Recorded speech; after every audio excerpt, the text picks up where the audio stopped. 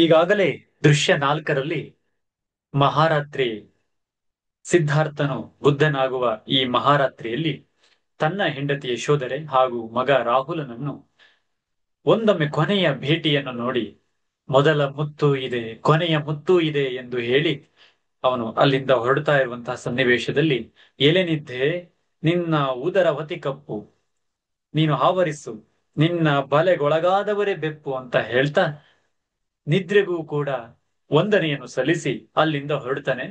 ದೃಶ್ಯ 5 ಪ್ರಾರಂಭಗೊಳ್ಳುತ್ತದೆ. ಅರಮನೆಯ ಹೊರಗಡೆ ಸಿದ್ಧಾರ್ಥನ ಪ್ರವೇಶ.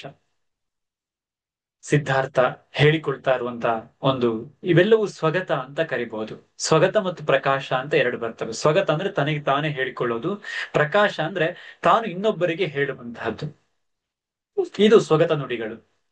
ಹನಿಯಿಂದ ಸಾಗರಕ್ಕೆ ಹಾರಲೈ ಧೀರಾತ್ಮ, ಚೆವಿಯಿಂದ ರವಿಯೊಳ್ ಒಂದಾಗಲೈ ವೀರಾತ್ಮ, ಅಣುವಿಂದ ವಿಭುವಿಗೆ ಜೀವನಂ ಜೀವನಿಂ ದೇವನೊಳಗಾಗು, ನಟ್ಟಿರುಳೆ ಕಟ್ಟಿರುಳೆ ಕರೆದುಕೋ ಎನ್ನ ಕಪಿಲ ವಸ್ತುವೆ ಮಲಗು ಮಲಗು, ಚರಮವಂದನೆ ನಿನಗೆ ಅರಮನೆಯೇ, ಮಾಯೆಯೇ ಮಾಯೆಯ ಸೆರಮನೆಯೇ, ಎದೆಯಿಂದ ದೂರ ಸರಿ ಮಸಣವಾಗು, ಎದೆಯೇ ಹಳೆಯ ಸಂಸ್ಕಾರಗಳನ್ನೆಲ್ಲ ಭಸ್ಮ ಮಾಡು, ಭಸ್ಮ ಮಾಡುವೆನಲ್ಲಿ ಶಿವನ ಕುಣಿಸುವೆನಲ್ಲಿ, ಠಳನೆ ಪುಡಿಯಾಗಿ ಮೋಹ ಗಳಿರ.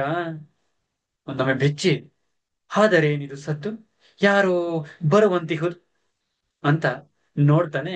ಆಗ ಮಾರನು ಬರ್ತಾ ಇದ್ದಾನೆ. ಮಾರನ್ನ ಪ್ರಶ್ನೆ ಮಾಡ್ತಾನೆ, ನೀನಾರು ಮಧುರ ರೂಪವೇ? ಆ ಇದೆಲ್ಲವೂ ಬುದ್ಧನ ಸಿದ್ಧಾರ್ಥನ ಮನಸ್ಸಿನಲ್ಲಿ ನಡೆಯುವ ಒಂದು ಭಾವ. ಹನಿಯಿಂದ ಸಾಗರಕ್ಕೆ ಆರಲೈ ಧೀರಾತ್ಮ. ಈಗ ಲೌಕಿಕದಲ್ಲಿ ಇರೋದು ನೀನೊಂದು ಹನಿ ಅಷ್ಟೇ. ಹನಿಯಿಂದ ಸಾಗರಕ್ಕೆ ನೀನು ಹಾರು, ಲೌಕಿಕದಿಂದ ಅಲೌಕಿಕದೆಡೆಗೆ ಸಾಗು, ಸಿದ್ಧಾರ್ಥನಿಂದ ಬುದ್ಧನಾಗು, ಚೆವಿಯಿಂದ ರವಿಯೊಳಗೊಂದಾಗಲೈ ವೀರಾತ್ಮ. ಒಂದು ಚಿಕ್ಕ ಬೆಳಕಿನಿಂದ ಸೂರ್ಯನ ಜಗತ್ತಿಗೆ ಬೆಳಕು ನೀಡುವ ಸೂರ್ಯನಾಗು, ಅಣುವಿನಿಂದ ವಿಭುಗೆ ಬೃಹತ್ ಈ ಭೂಮಂಡಲದಷ್ಟು ವಿಭುವಿಗೆ ಒಳಗಾಗು, ಜೀವನಿಂ ದೇವನೋಳು, ಒಂದು ಜೀವದಿಂದ ದೇವನಾಗು, ನಟ್ಟಿರುಳೆ ಮಧ್ಯರಾತ್ರಿಯೇ ಕಪ್ಪಾದ ರಾತ್ರಿಯೇ ಕರೆದುಕೋ ಎನ್ನನ್ನು, ನನ್ನನ್ನು ಕರೆದುಕೋ, ರಾತ್ರಿ ಅಲ್ವಾ ಕರೆದುಕೋ, ಓ ಕಪಿಲ ವಸ್ತುವೆ ಮಲಗು, ಅತ್ಯಂತ ಶ್ರೇಷ್ಠಕರವಾದ ಹಸು ಇವೆಲ್ಲ ಕಪಿಲ ವಸ್ತುಗಳು, ಮಲಗು, ನೀನು ನಿದ್ರಿಸು, ನೀನು ನಿದ್ರಿಸು, ನಿನಗೆ ಕೊನೆಯ ವಂದನೆ ನಿನಗೆ ಅಂತ ಹೇಳಿ ಅರಮನೆಗೆ ವಂದನೆಯನ್ನು ಸಲ್ಲಿಸಿ ಮಾಯೆಯ ಸೆರಮನೆ, ಆ ಅರಮನೆಯನ್ನು ಕುರಿತು ಹೇಳ್ತಾನೆ, ನೀನು ಮಾಯೆಯ ಸೆರಮನೆ, ನೀನು ಎದೆಯಿಂದ ದೂರ ಸರಿ, ನನ್ನ ಮನಸ್ಸಿನಿಂದ ನೀನು ಇನ್ನು ದೂರ ಸರಿ. ಎದೆ ಅಂದ್ರೆ ಮನಸ್ಸು ಅಂತ, ಮನಸ್ಸಿನಿಂದ ದೂರ ಸರಿ ಮಸಣವಾಗು, ಇಲ್ಲವಾಗು, ನನ್ನಿಂದ ದೂರವಾಗಿ ನಾಶವಾಗು, ಎಲೆಯದೆಯೇ ಹಳೆಯ ಸಂಸ್ಕಾರಗಳನ್ನೆಲ್ಲ ಭಸ್ಮ ಮಾಡುವೆನಿಲ್ಲಿ. ಇಷ್ಟು ಚೆನ್ನಾಗಿ ಹೇಳ್ತಾ ಇದ್ದಾರೆ ನೋಡಿ. ಇದುವರೆಗೂ ಏನೇನೋ ಸಂಸ್ಕಾರ, ಲೌಕಿಕ ಸಂಸ್ಕಾರಗಳನ್ನು ಕಲ್ತಿದ್ದೀನಲ್ಲ, ಸಂಸಾರಕ್ಕಾಗಿ ಸಂಸ್ಕಾರಗಳ ಕಲಿತೀವಿ ನಾವು. ಅದರ ಆಚೆಗೆ ಸಂಸ್ಕಾರಗಳನ್ನ ಕಲಿಯೋದೇ ಇಲ್ಲ. ಈ ಸಂಸಾರದ ಸಂಸ್ಕಾರಗಳನ್ನೆಲ್ಲ ಇಲ್ಲಿ ಕೈ ಬಿಡ್ತಾ ಇದ್ದೇನೆ ನಾನು, ಭಸ್ಮ ಮಾಡುವೆನು, ನಾಶ ಮಾಡುತ್ತೇನೆ, ಶಿವನ ಕುಣಿಸುವೆನಲ್ಲಿ, ಶಿವ ಹೇಗೆ ಬೂದಿ ಮಾಡಾಕ್ತಾನೋ ಆ ರೀತಿಯಲ್ಲಿ ಪ್ರಳಯ ಗೀತೆಯನ್ನು ಆಡ್ತಾ ಇದ್ದೀನಿ. ಠಳನೆ ಪುಡಿ ಮಾಡಿ, ಒಂದೇ ಸರಿ ಠಳನೆ ಪುಡಿ ಮಾಡಿ ಮೋಹ ಬಂಧನಗಳನ್ನ ಕಳಚಿಸ್ತಾ ಇದ್ದೀನಿ. ಒಂದು ಕ್ಷಣ ಅಂದ ಕ್ಷಣ ಮೋಹ ತನ್ನೊಳಗೆ ಕಾಣಿಸ್ಕೊಳ್ಳೋಕೆ ಶುರುವಾಯಿತು. ಅದನ್ನ ಮಾರ ಅಂತ ಒಂದು ಪಾತ್ರವಾಗಿ ಇಲ್ಲಿ ಚಿತ್ರಿಸಿದ್ದಾರೆ. ಮಾರ ಅನ್ನೋದು ಒಂದು ಪಾತ್ರ ಏನಿರಲ್ಲ. ಮಾರ ಅಂದ್ರೆ ಕೃಷ್ಣನ ಮಗನ ಮಾರ ಅಂತ ಕರಿತೀವಿ. ಮಾರ ಅಂದ್ರೆ ಮೋಹ ಅಂತ ಅರ್ಥ, ಆಸೆ ಅಂತ ಅರ್ಥ. ತನ್ನೊಳಗಿರುವ ಆಸೆ ನಾವೇನೇ ಕಳಚ್ಕೊಂಡಿದ್ದೀವಿ ಅಂತಂದ್ರೆ ಆದ್ರೂ ಅದು ಕಳಚ್ಕೊಂಡಿರಲ್ಲ, ನಮ್ಮಿಂದ ದೂರ ಹೋಗಿರೋದಿಲ್ಲ. ಅದರಿಂದ ಮೋಹ ಬಂಧನಗಳನ್ನ ನಾವೆಷ್ಟೇ ಕಳಚ್ಕೊಂತೀವಿ ಅಂದ್ರೆ ಅದು ನಮ್ಮಿಂದ ಹೋಗಲ್ಲ.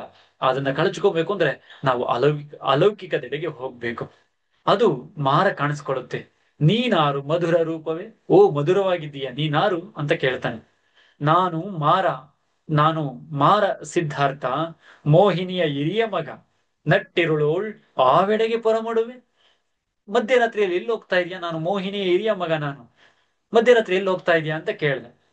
ಪಿತ್ತರದ ಲೋಕಕ್ಕೆ ಮಾರ, ಪಿತ್ತರದ ಲೋಕಕ್ಕೆ, ನನಗೆ ಗೊತ್ತಿಲ್ಲದೆ ಇರೋ ಒಂದು ಲೋಕಕ್ಕೆ ನಾನು ಪ್ರವೇಶ ಮಾಡ್ತಾ ಇದ್ದೀನಿ.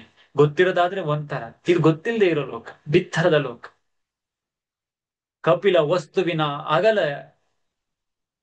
ಕಪಿಲ ವಸ್ತುವಿನ ಅಗಲ ಸಾಲದೆ ನಿನಗೆ.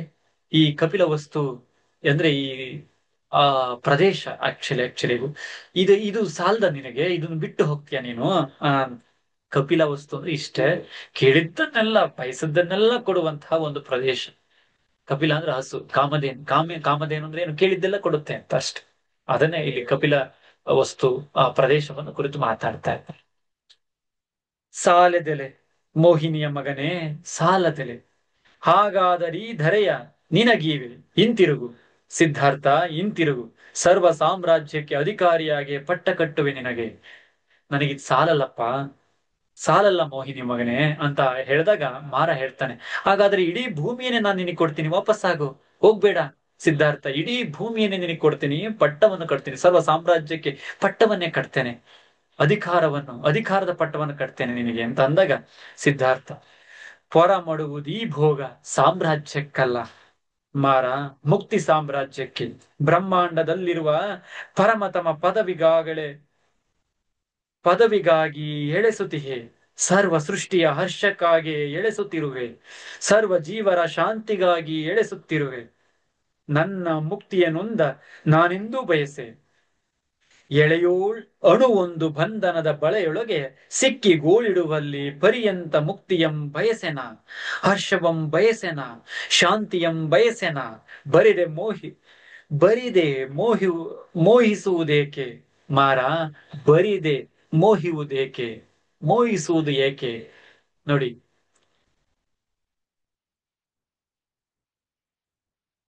ಬರಿದೆ ಮೋಹಿಸುವುದೇಕೆ.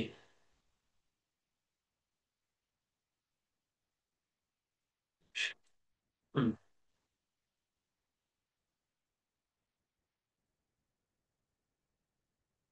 ಮೋಹಿಪುದೇಕೆ ಮಾರ.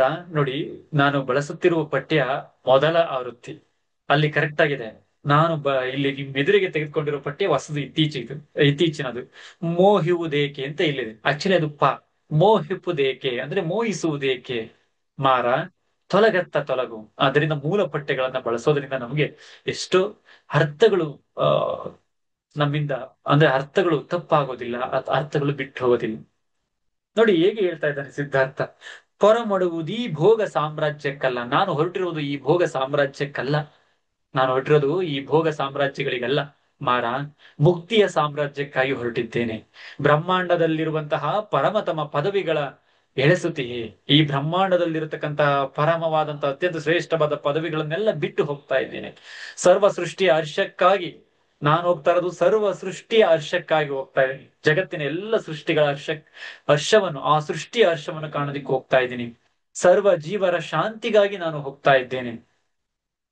ಬ್ರಹ್ಮಾಂಡದಲ್ಲಿರುವ ಅತ್ಯಂತ ಶ್ರೇಷ್ಠವಾದ ಪದವಿಗಾಗಿ ನಾನು ಹೋಗ್ತಾ ಇರೋದು, ಈ ಭೂಮಿಯ ಪದವಿಗಾಗಿ ಅಲ್ಲ, ಬ್ರಹ್ಮಾಂಡದ ಪದವಿಗಾಗಿ. ಸರ್ವ ಜೀವರಿಗೂ ಶಾಂತಿಯನ್ನು ಬಯಸುವುದಕ್ಕಾಗಿ ಹೋಗ್ತಾ ಇದ್ದೀನಿ. ನಾನು ಮುಕ್ತಿಯ ನೊಂದ ನಾನೆಂದು ಬಯಸೆ, ನನ್ನ ಮುಕ್ತಿಯನ್ನು ನಾನು ಯಾವತ್ತೂ ಬಯಸೋದಿಲ್ಲ, ನಾನು ಸರ್ವರ ಮುಕ್ತಿಯನ್ನು ಬಯಸುವವನು. ಎಳೆಯೋಳ್ ಅಣು ಒಂದು ಬಂಧನದ ಬಲೆಯೊಳಗೆ, ಒಂದು ಬಂಧನದಲ್ಲಿ ಒಂದು ಅಣು ಕೂಡ ಬಲೆಯೊಳಗೆ ಸಿಲುಕಿದ್ರೆ ಗೋಳಿಡುವ ಪರ್ಯಂತ ಮುಕ್ತಿಯಂ, ಒಂದು ಚಿಕ್ಕ ಅಣುವಿಂದ ಆ ಬಂಧನದಿಂದ ಗೋಳಿಡುವ ಆ ದುಃಖದ ಮುಕ್ತಿಗಾಗಿ ಯಾವತ್ತಿಗೂ ನಾನು ಬಯಸೋದಿಲ್ಲ. ಚಿಕ್ಕದಕ್ಕಾಗಿ ನಾವು ಆ ಚಿಕ್ಕ ಪಾಪಗಳಲ್ಲಿ ತೊಡಗಿ ಮುಕ್ತಿಯ ಪಡೆಯಲಾರದೆ ಹೋಗ್ತೀವಲ್ಲ, ಅಂತಹ ದುಃಖ ನನಗೆ ಬೇಡ. ನಾನು ಯಾವತ್ತಿಗೂ ಬಯಸೆನ ಹರ್ಷವನ್ನು ಬಯಸುತ್ತೇನೆ, ನಾನು ದುಃಖವನ್ನು ಬಯಸಲಾರೆ. ಶಾಂತಿಯನ್ನು ಬಯಸುತ್ತೇನೆ, ಬರಿದೆ ಮೋಹಿಸುವುದೇಕೆ, ನನಗೆ ಶಾಂತಿ ಬೇಕು ಮಾರ, ತೊಲಗು, ಹೊರಟೋಗು. ಸಿದ್ಧಾರ್ಥ ಸ್ವಪ್ತಸ್ಥನ್, ಮಾರ ಹೇಳ್ತಾ ಇರೋದು, ಸಿದ್ಧಾರ್ಥ ಸ್ವಪ್ತಸ್ಥನ್ ಆಗಿರುವೆ, ಜಾಗೃತನ ಮಾತಲ್ಲವೀ ನುಡಿ. ಬಣಗು ವೇದಾಂತವಿದು, ಜಡರ ಸಿದ್ಧಾಂತವಿದು, ಮುಕ್ತಿ ಎಂಬುವುದೆಲ್ಲಿ ಬಡಶಾಂತಿಯಲ್ಲಿ.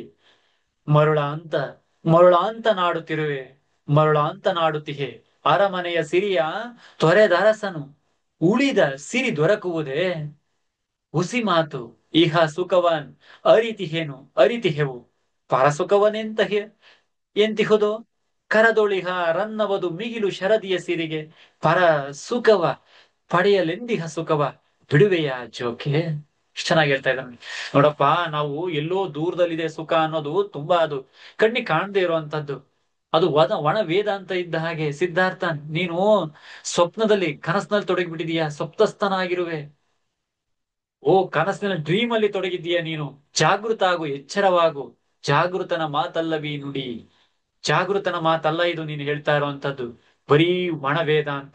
ಇವತ್ತೇನಾದ್ರೂ ಈ ತರದ ಮೋಹ ಕುರಿತು ಮಾತಾಡ್ತಿದ್ರೆ ಜಗತ್ತು ಕೂಡ ಇವತ್ ನಮ್ಮನ್ನ ಹಾಗೆ ಅನ್ನುತ್ತಲ್ಲ, ಆ ರೀತಿಯಲ್ಲಿ ಜಡರ ಸಿದ್ಧಾಂತವಿದು. ಜಡರು ಒಂದೇ ಕಡೆ ಕೂತು ಮಾತಾಡುವಂತ ಅವರ ಸಿದ್ಧಾಂತ ಇದು. ಇದರಿಂದ ಯಾವ ಬದಲಾವಣೆ ಇಲ್ಲ. ಮುಕ್ತಿ ಎಂಬುವುದೆಲ್ಲಿ ಮಾರ ಹೇಳ್ತಾ ಇರೋದು? ಮುಕ್ತಿ ಅನ್ನೋದು ಎಲ್ಲಿದೆಯಪ್ಪ? ಬಡ ಶಾಂತಿ ಅನ್ನೋದು ಎಲ್ಲಿದೆ? ಶಾಂತಿ ಅನ್ನೋದೇ ಈ ಜಗತ್ನಲ್ಲಿ ಇಲ್ಲ. ಅದೊಂದು ಬಡ ಶಾಂತಿ ಅದು. ಹುಚ್ಚನಂತಾಗಿ ನೀನು ಅರಮನೆಯ ಸಿರಿಯನ್ನು ತೊರೆದು ಉಳಿದ ಸಿರಿ ಯಾವ್ದಾದ್ರು ದೊರಕುತ್ತಾ? ಅರಮನೆಯಲ್ಲಿ ಎಂತ ಸಿರಿ ಇದೆ, ನೀನು ಅದನ್ನ ಅನುಭವಿಸು. ಒಟ್ಟು ದೊರಕುತ್ತೆ ಅನ್ನೋದು ಹುಸಿ ಮಾತು, ಸುಳ್ಳು ಅದು. ಈ ಸ ಇಹ ಸುಖವನ್ನು, ಈಗ ಇರುವಂತಹ ಸುಖವನ್ನು, ಇಲ್ಲಿ ಇರುವಂತಹ ಸುಖವನ್ನು ಬಯಸಬೇಕೇ ಹೊರತು ಪರಸುಖವನ್ನು ಹಂಬಲಿಸಬಾರದು. ಕೈಯಲ್ಲಿರುವ ರತ್ನವನ್ನು, ರತ್ನವೇ ಮಿಗಿಲು ಶರದಿಯ ಸಿರಿಗೆ. ಅತ್ಯಂತ ಸಮುದ್ರದ ಸಂಪತ್ತಿಗಿಂತ ಕೈಯಲ್ಲಿರೋ ರತ್ನವೇ ಅತ್ಯಂತ ಸುಖಕರವಾದದ್ದು. ಎಲ್ಲೋ ಸಮುದ್ರದಲ್ಲಿ ಬೇಕಾದಷ್ಟು ಮುತ್ತುಗಳಿವೆ ಅಂತ ಹೇಳಿ ಕೈಯಲ್ಲಿರೋ ಮುತ್ತಲ್ಲ ಅಂತ ಹೇಳಕ್ಕಾಗತ್ತೆ? ಪರಸುಖವ ಪಡೆಯಲೆಂದು ಇರುವಂತಹ ಸುಖವನ್ನು ಬಿಡ್ತೀಯ ನೀನು, ಜೋಕೆ ಅಂತ ಮಾರ ಹೇಳ್ತಾ ಇದ್ದಾನೆ. ಯಾವತ್ತೋ ನಾಳೆ ಸುಖಕ್ಕೋಸ್ಕರ ಈಗಿರುವಂತಹ ಸುಖವನ್ನು ಯಾಕೆ ಬಿಡ್ತಾ ಇದೀಯ ನೀನು? ಆಗ ಸಿದ್ಧಾರ್ಥ ಹೇಳ್ತಾ ಇದ್ದಾನೆ, ತೊಲಗತ್ತ ಮಾರ, ಹೊರಟೋಗು. ಯುಕ್ತಿ ವಚನಗಳಿಂದ ಮರುಳನಾಗುವೇನೆಂದು ಬಗೆದಿಂತು ಬೋಧಿಪೆಯ. ಯುಕ್ತಿಗಳ ನೋದಿಹೆನ್ ತರ್ಕ ತಾಂ ಬುದ್ಧಿಯಂ ಮೀರಲರಿಯದು. ಮಾರ, ಮೀರಲರಿಯದು. ಬುದ್ಧಿಯಾಚೆಯ ಮೇಲೆ ಸಿದ್ಧಿಯೂರೆಂದು ತಿಳಿ. ಬುದ್ಧಿಯಾಚೆಯ ಮೇಲೆ ಸಿದ್ಧಿಯೂರೆಂದು ತಿಳಿ. ಹೇಗೆ ಹೇಳ್ತಾ ಇದ್ದಾನೆ ನೋಡಿ. ತೊಲಗತ್ತ, ಹೊರಟೋಗು ಇಲ್ಲಿಂದ. ಯುಕ್ತಿ ವಚನಗಳು, ಕುತಂತ್ರದ ಮಾತುಗಳಿಗೆ ಮರಳಾಗ್ತೀನಿ ಅಂತ ತಿಳ್ಕೊಂಡಿದ್ಯಾ ನೀನು? ನಾನು ಮರಳಾಗೋದಿಲ್ಲ. ಬಗೆದಿಂತು ಬೋಧಿಪೆಯ. ಆತರ ಆಲೋಚನೆ ಮಾಡಿ ನೀನು ಹೇಳ್ತಿದ್ದೀಯಾ? ಯುಕ್ತಿಗಳನ್ನು ನಾನು ಈಗಾಗಲೇ ಓದಿದ್ದೇನೆ, ತಿಳ್ಕೊಂಡಿದ್ದೇನೆ. ತರ್ಕ ತಾಂ ಬುದ್ಧಿಯ ಮೀರಲರಿಯದು. ತರ್ಕವು ಯಾವತ್ತಿಗೂ ಕೂಡ ಬುದ್ಧಿಯನ್ನು ಮೀರಲಿಕ್ಕೆ ಸಾಧ್ಯ ಇಲ್ಲ. ಮಾರ, ಬುದ್ಧಿ ಆಚೆಯ ಮೇಲೆ ಸಿದ್ಧಿಯೂರೆಂದು ತಿಳಿ. ಬುದ್ಧಿಯ ಆಚೆಯೂ ಕೂಡ ಒಂದು ಸಿದ್ಧಿಯ ಊರಿದೆ, ಅರ್ಥ ಮಾಡಿಕೊ. ಅದಕ್ಕೆ ಮಾರ ಹೇಳ್ತಾನೆ, ಪ್ರಿಯವಲ್ಲದಿರಬಹುದು ಹಿತವಚನದ ಔಷಧಿ ಸಿದ್ಧಾರ್ಥ, ಆದರೂ ಎಚ್ಚರಿಕೆ, ಎಚ್ಚರಿಕೆ. ಇದು ಪ್ರಿಯ, ನಿನಗೆ ಇಷ್ಟ ಆಗದೆ ಇರಬಹುದು, ಹಿತವಾದ ವಚನದ ಔಷಧಿ ಸಿದ್ಧಾರ್ಥ. ಆದ್ರೂ ಕೂಡ ಹೇಳ್ತಾ ಇದ್ದೀನಿ, ಎಚ್ಚರವಾಗಿರು, ಎಚ್ಚರವಾಗಿರು. ನಾನು ಒಳ್ಳೇದು ಹೇಳ್ತಾ ಇದ್ರೆ ನಿನಗೆ ಇಷ್ಟ ಆಗ್ತಾ ಇಲ್ಲ, ಎಚ್ಚರವಾಗಿರಪ್ಪ. ಸ್ವಪ್ನ ನಿಧಿಯನ್ನರಸಿ ಮರುಳಾಗಬೇಡ.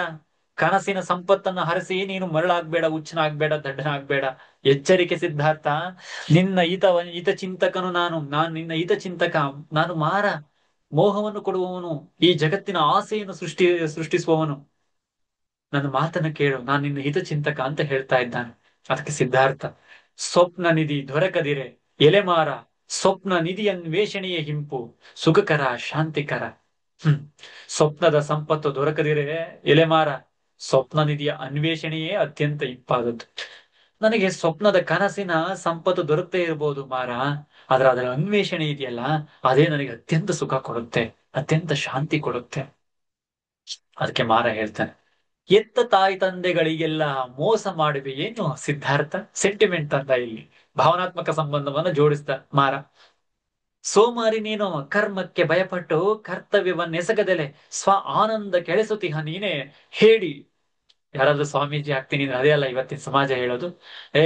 ನೀನ್ ಅಪ್ಪ ಅಮ್ಮ ಸಾಕ್ದೆ ಇರೋನು, ಊರಿಗೆ ಒಳ್ಳೇದ್ ಮಾಡದೇ ಇರೋನು, ನೀನು ಹೇಳಿ ನೀನು ಅಂತ ಹೇಳ್ತಾರೆ ನೋಡಿ. ಅದೇ ಮಾತನ್ನ ಇಲ್ಲಿ ಮಾರ ಹೇಳ್ತಾ ಇದ್ದಾನೆ. ತಾಯಿ ತಂದೆಗಳನ್ನೆಲ್ಲ ಮೋಸ ಮಾಡ್ತೀಯ ನೀನು, ಸೋಮಾರಿ ನೀನು. ಕರ್ಮಕ್ಕೆ ಭಯಪಟ್ಟು, ಕರ್ತವ್ಯಕ್ಕೆ ಭಯಪಟ್ಟು, ಕರ್ಮ ಅಂದ್ರೆ ಕೆಲಸ ಅಂತ,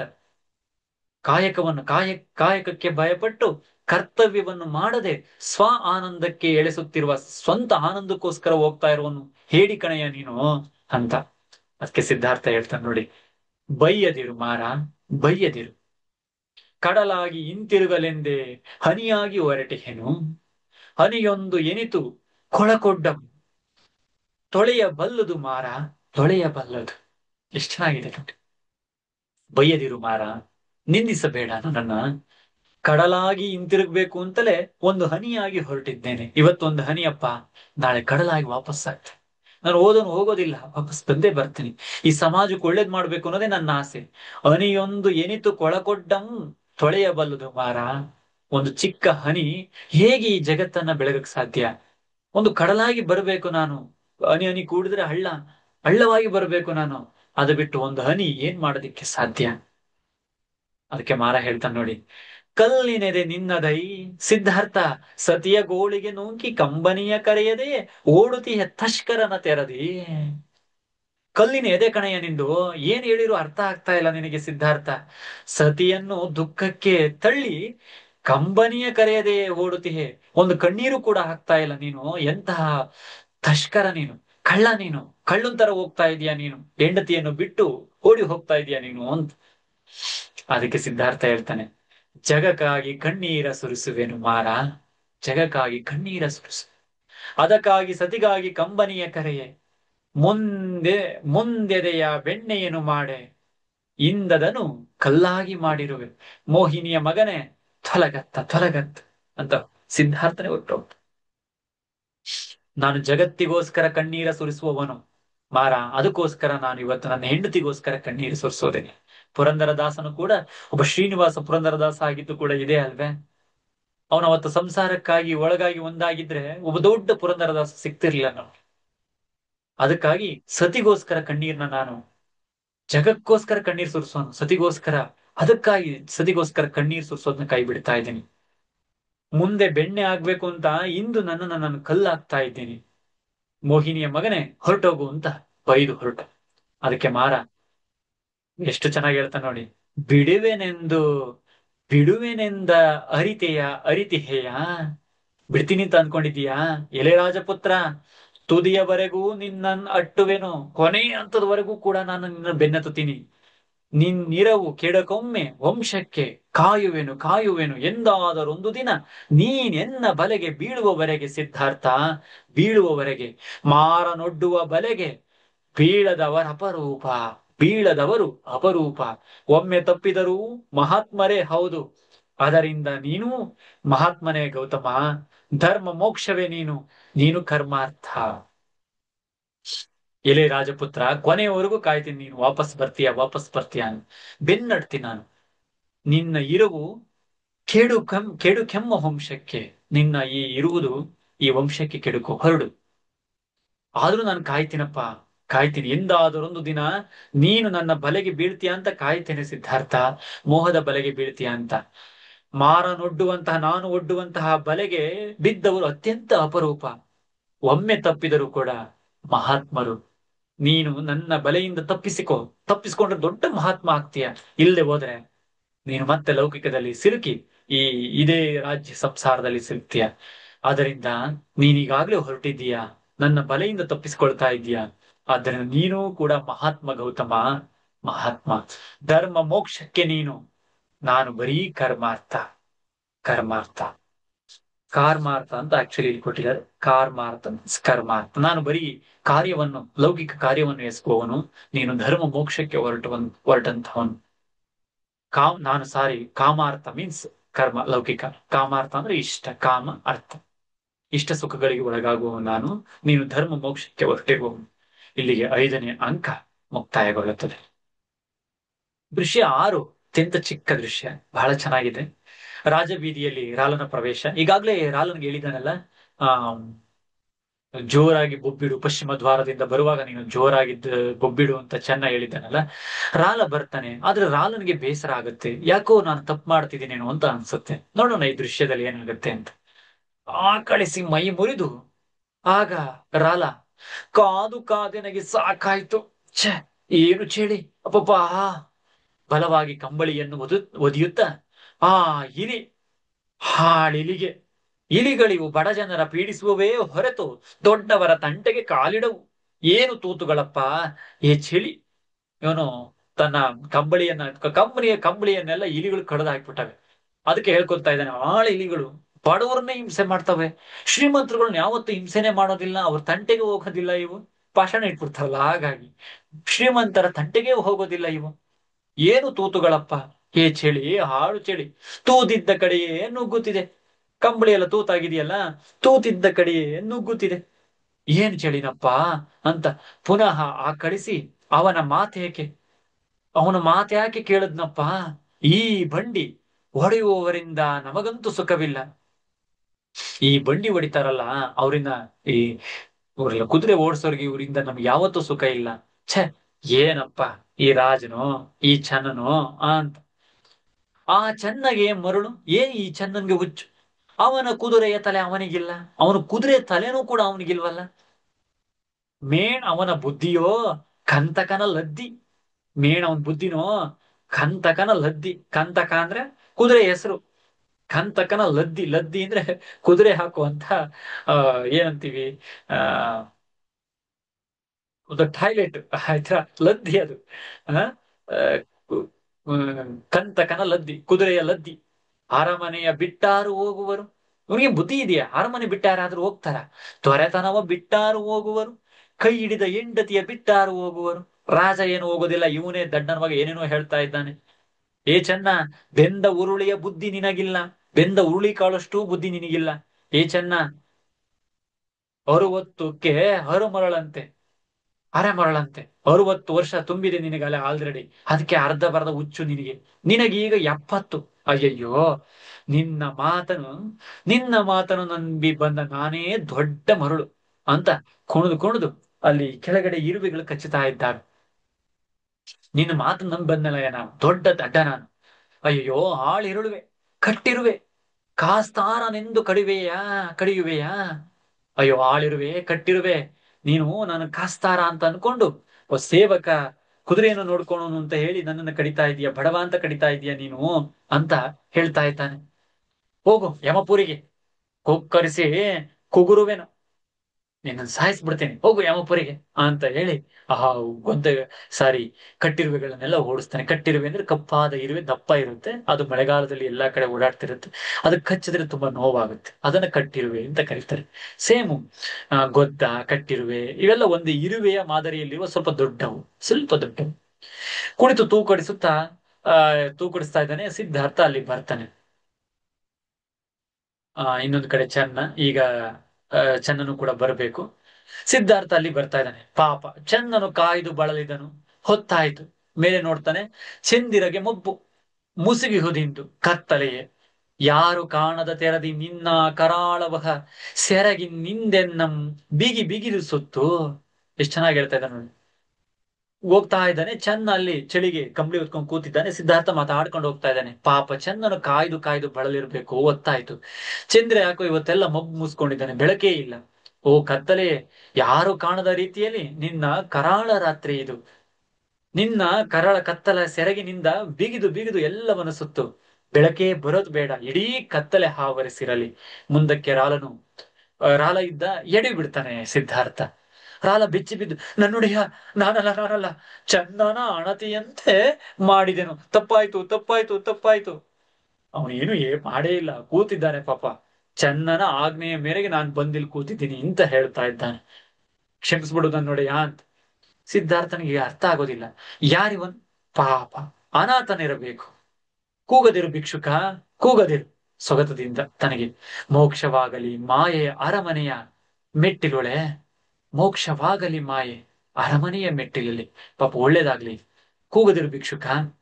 ಮನೆ ಇಲ್ಲವೇ ನಿನಗೆ ಅಂತ ಕೇಳ್ತಾನೆ. ಲಾಯದಿಂದೋಡಿಸಿದ ನನ್ನೊಡೆಯ ಮಲಗಿದ್ದೆ, ತಪ್ಪಾಯ್ತು ದಮ್ಮಯ್ಯ. ಲಾಯದಿಂದ ಓಡಿಸ್ಬಿಟ್ಟ ನನ್ನನ್ನ. ಲಾಯ ನೋಡ್ಕೊಂಡು ನಾನು, ಕುದುರೆಯ ಲಾಯ ನೋಡ್ಕೊಂಡು ನನ್ನನ್ನು ನಾನು ಚೆನ್ನಾಗಿ ಓಡಿಸ್ಬಿಟ್ಟ ಅಂತ ಹೇಳ್ತಾ ಇದ್ದಾನೆ. ಸರಿ ಮಲಗು, ನಡೆ, ಹೋಗು, ಈಗೋ ವಸ್ತ್ರಗಳನ್ನು ಕೊಟ್ಟು ತೆರಳುತ್ತಾನೆ.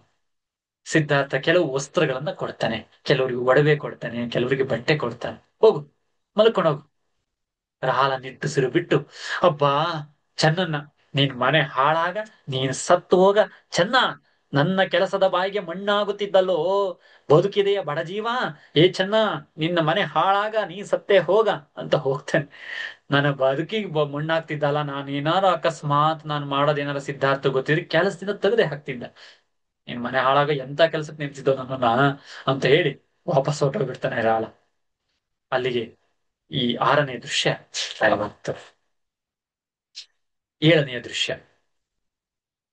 ಬೀದಿಯ ಮತ್ತೊಂದು ಭಾಗದಲ್ಲಿ ಇಳಿ ಬೆಳದಿಂಗಳಲ್ಲಿ ಚೆನ್ನನು ಹಿಂದೆ ಮುಂದೆ ತಿರುಗ್ತಾ ಇದ್ದಾನೆ. ಚಿಕ್ಕ ಬೆಳದಿಂಗಳು, ಇನ್ನೇನು ಮುಕ್ತಾಯ ಹೊಂದುವಂತಹ ಬೆಳದಿಂಗಳು. ಚೆನ್ನ ಹಿಂದೆ ಮುಂದೆ ಆ ಸಿದ್ಧಾರ್ಥ ಬರ್ಲಿಲ್ಲ ಅಂತ ಓಡಾಡ್ತಾ ಇದ್ದಾನೆ. ಆ ಕುದುರೆ ಕಂತಕ ಮತ್ತು ರಾಹುತ ಎಂಬ 2 ಕುದುರೆ. ಸಿದ್ಧಾರ್ಥನು ಕುಳಿತುಕೊಂಡು ಹೋಗುವ ಕುದುರೆಯ ಹೆಸರು ಕಂತಕ. ಹಾಗೆಯೇ ಚೆನ್ನನು ಕುಳಿತುಕೊಂಡು ತಂದಿರೋ ಕುದುರೆ ಹೆಸರು ರಾಹುತ. 2 ಕುದುರೆಗಳನ್ನ ತಂದಿದ್ದಾನೆ. ಅವು ಕುಣಿದಾಡ್ತಾ ಇದ್ದಾವೆ. ಕುದುರೆಗಳಲ್ವೇ, ರಾತ್ರಿ ಹೊತ್ತು ಸ್ವಲ್ಪ ಕಾಲೆಲ್ಲ ಒದರ್ಕೊಂಡು ಕುಣಿತಾ ಇದ್ದಾವೆ. ಆಗ ಚೆನ್ನ ಆ ಕುದುರೆಗಳು ನೋಡಿ, ಕುಣಿಯದಿರು ಕಂತಕ, ಸುಮ್ಮನಿರು ರಾಹುತ. ಮತ್ತೆ ಸುತ್ತವ ನೋಡಿ, ಈ ಎಡೆ ಇರುವಂತೆ ಹೇಳಿದ್ದುದವನು. ಸಿದ್ಧಾರ್ಥ ಹೇಳಿದ್ದು ಈ ಜಾಗದಲ್ಲೇ ಇರುವಂತ. ಸಾರಿ, ರಾಹುಲ ಹಬ್ಬ ಕಾಣ್ತಾ ಇಲ್ವಲ್ಲ, ಸಾರಿ ರಾಲ ಕಾಣ್ತಾ ಇಲ್ವಲ್ಲ ಅಂತ ರಾಲು ನೆನೆಸ್ಕೊಂತಾ ಇದ್ದಾನೆ. ಈ ಜಾಗದಲ್ಲಿ ಇರು ಅಂತ ಹೇಳಿದ್ದೆ, ಎಲ್ಲೋದವನು? ರಾಲನೇ ನೆಸಗಿದನೋ, ಗುಟ್ಟು ಬಯಲಾಯ್ತು. ಸಾರಿ, ಸಿದ್ಧಾರ್ಥ ಸಿದ್ಧಾರ್ಥ ಈ ಜಾಗದಲ್ಲಿ ಇರು ಅಂತ ಹೇಳಿದ, ನಾನು ಇಲ್ಲಿದ್ದೀನಿ, ರಾಲ ಏನ್ ಮಾಡಿದನೋ ಏನೋ ಗೊತ್ತಿಲ್ಲ ಅಂತ ನೆನೆಸ್ಕೊತಾ ಇರುವಂತ ದೃಶ್ಯ ಇದು. ಕುಣಿಯದಿರು ಕಂತಕ, ಸುಮ್ಮನಿರು ರಾಹುತ. ಈ ಎಡೆ ಅಂದ್ರೆ ದಿಕ್ಕು ಅಂತ, ಈ ದಿಕ್ಕಿನಲ್ಲಿಯೇ ಇರುವಂತೆ ಹೇಳಿದುದವನು. ಸಿದ್ಧಾರ್ಥ ಹೇಳಿದ್ದು ಈ ಜಾಗದಲ್ಲಿ ಇರುವಂತ. ರಾಲನೇನ್ ಮಾಡಿದ್ನೋ, ರಾಲನೇನ್ ಎಸಗಿದನೋ, ಕುಟ್ಟು ಬಯಲಾಯ್ತು. ಏಕಿನ್ನು ಬರಲಿಲ್ಲ? ಚಂದ್ರನೂ ಶೃಂಗಗಳ ಚುಂಬಿಸುತ್ತ ಮರೆಯಾಗುತ್ತಿಹನು. ಇನ್ನೇನು ಕಗ್ಗತ್ತಲೆಯೇ ಗತಿ, ಕುಳಿತಿಲ್ಲಿ ಕಾಯುವೆನು. ಇಷ್ಟತಾರು ಬರಲಿವಲ್ಲ ಸಿದ್ಧಾರ್ಥ. ಏನಾಯ್ತೋ, ರಾಲ ಏನ್ ಮಾಡಿದ್ನೋ ಏನೋ, ಜೋರ ಕೂಗುಂತ ಬೇರೆ ಹೇಳಿದ್ನಲ್ಲ. ಅಯ್ಯೋ, ನಾನು ಗುಟ್ಟು ಹೇಳ್ಕೊಟ್ಟಿದ್ದೆಲ್ಲ ಬಯಲಾಗೋಯ್ತೋ ಏನೋ. ಚಂದ್ರನು ಕೂಡ ಶೃಂಗಗಳ ಚುಂಬಿಸಿ, ಅಂದ್ರೆ ಒಂದು ಆ ಈ ಶೃಂಗಗಳು ಅಂದ್ರೆ ಪರ್ವತಗಳು, ಅವುಗಳನ್ನ ಚುಂಬಿಸ್ತಾ ಮರೆಯಾಗ್ತಾ ಇದ್ದಾನೆ, ಕಾಣೆ ಆಗ್ತಾ ಇದ್ದಾನೆ. ಇನ್ನೇನು ಕಗ್ಗತ್ತಲೆಯೇ ಗತಿ, ಕತ್ಲಾಗ್ತಾ ಇದೆ, ಇಲ್ಲೇ ಕುಳಿತು ಕಾಯ್ತೀನಿ ಅಂತ ಚೆನ್ನ ಕಾಯ್ತಾ ಇದ್ದಾನೆ. ಕುಳಿತುಕೊಳ್ಳುವನು. ಅಲ್ಲಿಗೆ ಸಿದ್ಧಾರ್ಥ ಪ್ರವೇಶ ಆಗ್ತಾನೆ. ಇಂದುವು ಮುಳುಗಿದನು. ಇಂದು ಅಂದ್ರೆ ಚಂದ್ರನು ಕೂಡ ಮುಳುಗಿದನು. ಚೆನ್ನನಿರುವುದನರಿ. ಚೆನ್ನ ಎಲ್ಲಿದನೋ ಏನೋ, ಕಾದು ಹಿಂತಿರುಗಿದನೋ ಏನೋ. ಚೆನ್ನಜ್ಜ ಅಂತ ಕೂಗ್ತಾ ಇದ್ದಾನೆ. ಆಗ ಚೆನ್ನ, ಸಿದ್ಧಾರ್ಥ, ನಾನು ಇಲ್ಲಿದ್ದೀನಿ. ಎಲ್ಲಿರುವೆ? ಕಗ್ಗತ್ತಲ ಇದು, ಕಣ್ಣ ತಿವಿಯುತ್ತಿದೆ. ಕಗ್ಗತ್ತಲು ಕಣ್ಣನ್ನೇ ಬಂದು ಕುಗ್ತಾ ಇದೆ, ಅಷ್ಟು ಕಗ್ಗತ್ತಲು. ಕಂತಕನ ತಾ ಬೇಗ, ಹೊತ್ತಾಯ್ತು. ಸಿದ್ಧಾರ್ಥ, ಕುದುರೆಗಳ ತಂದಿ ಏನು, ಬಾ ಇಗೋ. ಕಡಿವಾಣ ಬೇಡವೆಂದೆ ನೀನೆ. ಹೌದೌದೌದು, ಮರೆತಿದ್ದೆ. ಹತ್ತು ರಾಹುತನ ಚೆನ್ನಜ್ಜ. ಹತ್ತಿದ್ಯಾ? ಹತ್ತಿದೇನು ನೀನು? ನಾನು ಹತ್ತಿದೆ. ಇಬ್ರು ಕುದುರೆಗಳನ್ನ ಹತ್ಕೊಂಡ್ರು, ಹೊರಟು. ಕುದುರೆಯನ್ನು ಸಂಬೋಧಿಸಿ ನುಡಿಯುತ್ತದೆ ಆತನ ಅಂತರ್ವಾಣಿ. ಸಿದ್ಧಾರ್ಥ ಕುದುರೆಯನ್ನು ಸಂಬೋಧಿಸಿ ಒಳಗೆ ಅವನು ನುಡಿತಾ ಇದ್ದಾನೆ. ಓ ಮುದ್ದು ಹಯವೇ, ಹೊರಡು, ನಡೆ ಮುಂದೆ ಜಗದ ಬೆಳಕನ್ನು ಹೊತ್ತು, ಜವದಿಂದ ನಡೆ ಮುಂದೆ. ನಡೆ, ಈ ಜಗದ ಬೆಳಕನ್ನು ಹೊತ್ತು ಜವದಿಂದ ನಡೆ ಮುಂದೆ. ಜವ ಇಲ್ಲ, ಸಾವಿನಿಂದ ನಡೆ ಮುಂದೆ, ಸಾಗು.